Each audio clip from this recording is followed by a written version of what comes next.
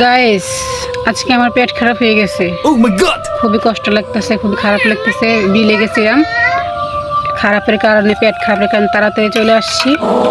আর এসেই কি খাইতেছি দেখেন, এই যে এগুলা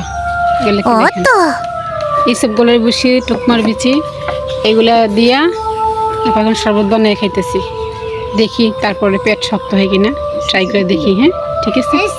লবণ দিয়া মানে যার একটা কি করছে, পানি দিয়া লবণ দিয়া তারপর ফ্রিজে রেখে দিছে, দিয়ে আইসক্রিম বানিয়েছে। দেখি তো কেমন আইসক্রিম।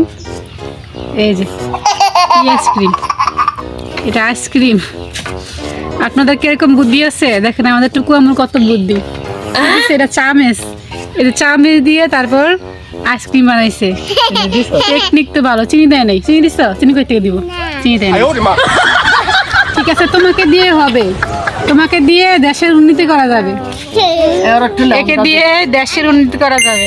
ঠিক আছে, ব্রেন আছে, বুঝতে হবে।